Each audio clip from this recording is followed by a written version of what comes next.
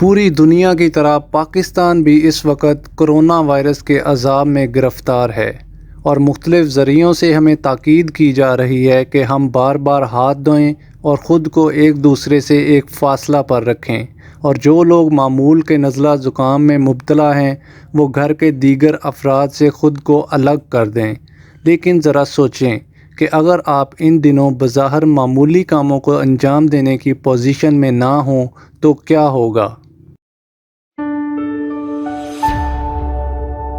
2017 کی مردم شماری کے مطابق پاکستان کی آبادی 20 کروڑ 78 لاکھ ہو چکی تھی، جس میں سے شہری آبادی کا حصہ 7 کروڑ 56 لاکھ تھا۔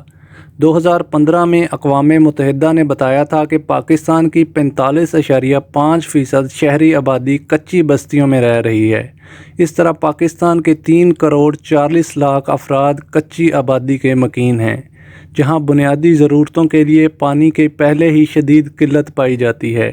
کراچی جیسے شہر میں، جس کی آبادی 1 کروڑ 60 لاکھ سے تجاوز کر چکی ہے، وہاں کے 60% افراد کچی آبادیوں میں رہائش پذیر ہیں، جنہیں نہ تو صاف پانی تک رسائی حاصل ہے اور نہ ہی صحت و صفائی اور نکاسی آب کا کوئی معقول انتظام موجود ہے۔ ایک لمحے کے لیے اگر ہم اس صورتحال کا تقابل ان ملکوں سے کریں جہاں کووڈ-19 نے خوفناک تباہی مچا رکھی ہے، مثلاً اٹلی اور اسپین میں لوگوں کو صاف پانی، صحت و صفائی، صابن اور جراثیم کش محلول تمام چیزوں کی سہولتیں دستیاب ہیں۔ ان ملکوں کی آبادی اگرچہ پاکستان کے مقابلے میں بہت کم ہے، اس کے باوجود وائرس جس تیزی سے وہاں پھیل رہا ہے اور لوگوں کو ہلاک کر رہا ہے، اس کا کوئی تصور بھی نہیں کیا جا سکتا۔ پاکستان میں صحت کا نظام جس تباہی سے دوچار ہے، اس کے پیش نظر اس بارے میں قومی خدشات موجود ہیں کہ خدا نخواستہ اگر کووڈ-19 کا پھیلاؤ تیز ہوا تو شہروں میں آباد کچی بستیوں میں کس قیامت کی تباہی مچ سکتی ہے۔ اس وائرس کا پھیلاؤ روکنے کے لیے ہمیں جو ہدایات دی جاتی ہیں وہ سننے میں بظاہر بہت آسان لگتی ہیں کہ اپنے ہاتھ کو دن میں کئی بار 20 سیکنڈ تک صابن سے دھوئیں، لیکن پاکستان کی کچی آبادیوں میں رہائش پذیر بیشتر افراد کے لیے یہ کوئی آسان کام نہیں ہے، جہاں انسان پہلے سے ہی پانی کی قلت کا سامنا کر رہے ہیں۔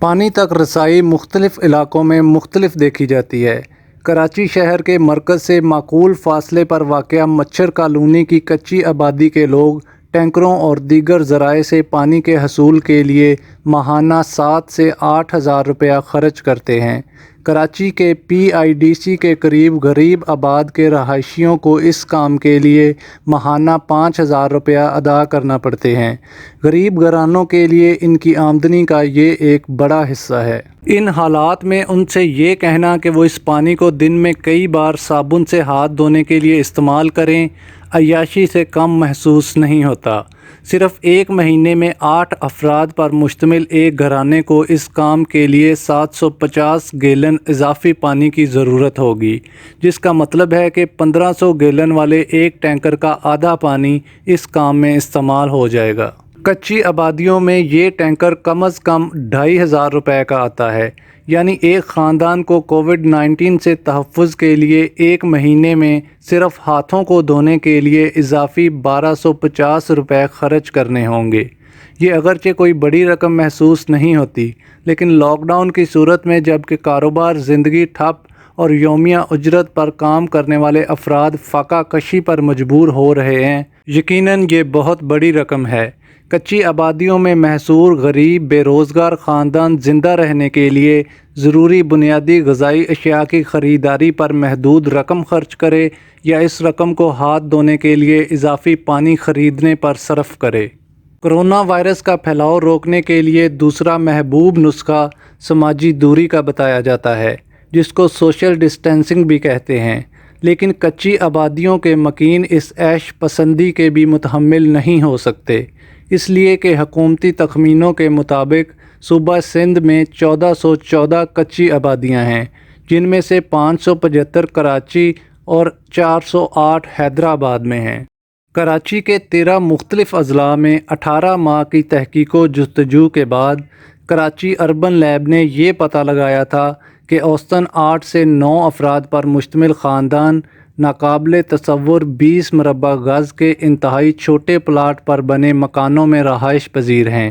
ان کی کل کائنات ایک چھوٹا کمرہ، ایک سلیب لگا ہوا چھوٹا باورچی خانہ اور بمشکل بیٹھنے کی جگہ والا ٹوائلٹ تھا۔ افراد خانہ کے بڑھنے کی صورت میں 80 گز کے پلاٹوں پر 4 اور 5 منزلوں کی تعمیر عام ہے، جن میں 30 افراد تک رہائش پذیر ہوتے ہیں۔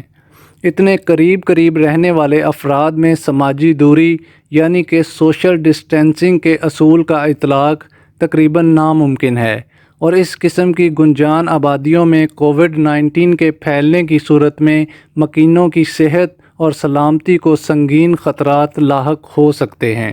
یہ ایک افسوسناک حقیقت ہے کہ ہماری حکومتوں نے ماضی میں شہروں کے بے ہنگم پھیلاؤ کو روکنے کے لیے خاطر خواہ اقدامات نہیں کیے، نہ ہی کچی آبادیوں میں شہری سہولتوں کی فراہمی پر توجہ دی۔ اب ان آبادیوں میں کرونا وائرس کے ممکنہ پھیلاؤ کو روکنے کے لیے ان کی ترجیحات کیا ہوں گی؟ اس بارے میں صرف اچھی امیدیں اور نیک خواہشات کا اظہار کیا جا سکتا ہے۔